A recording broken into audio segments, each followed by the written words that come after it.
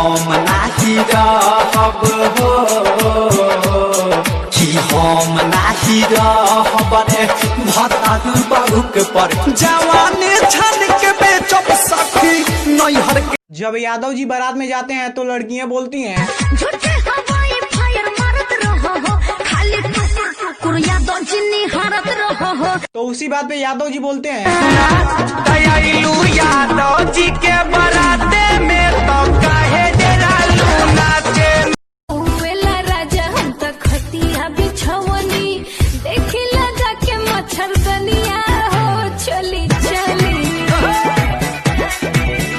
रानी हम भर लोट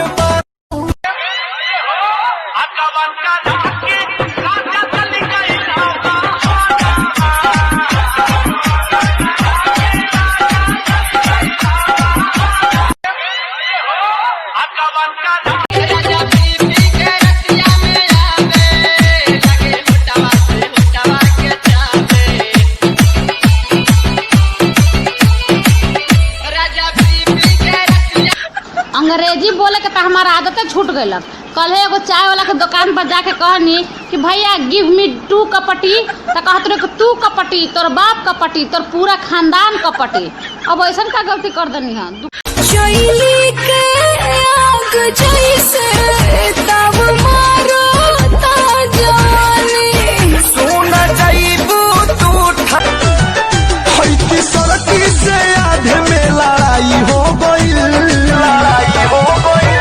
पहिल की तो हमार भौजाई हो गई, दूसर की दू लड़का के माई।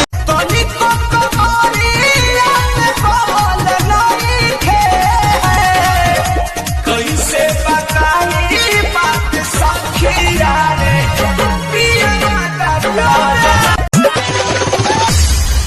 स्कूल बंद भेले या न जाना, केतना करे छिए हम बहाना, ये छौड़ी करे छिए हम बहाना। अगर मेरी किसी और से शादी होगी तो तुम आओगे ना? हाँ आऊंगा ना। क्या करने? दुल्हा के माई के माई के माई के दुल्हा के माई के तुहके भूले खातिर लबजी रे, खेली दिन रात पबजी रे। ओखिया जागता निक न लागता, ओखिया जागता निक न लागता, और खाना रोटी सब्जी रे। भातारा रे देवरन से बाए खातारा रे, करी है सहुड़ा दम नहीं पई है शरम, ओतदी है सब उठा के आला कातारा रे। घरे नई खन डर भरल बा जवानी तोहरा में कूट कूट के, हचका पला गता की गिर जाई टूट के।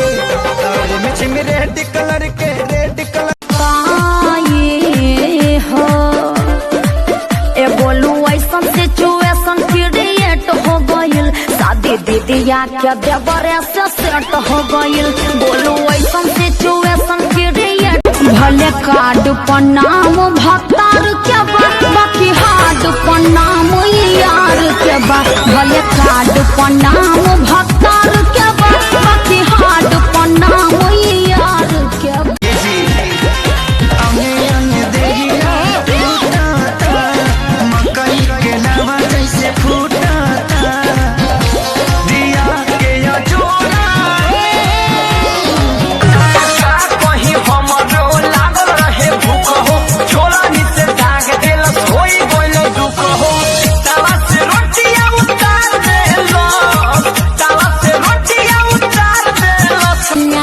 अपना बनी दिल लगैले, दहिया न छुआ बनी क्रिया खैले। नैहरा में रहल अपना पापा के पैसा बचा लो, कम खर्चा में कम निपटा लो। हाँ भैया के हमरा तू सहारा दिए कि मारो में मांगती कबाला। लइकन कच के तो मन कच के, बताओ कैसे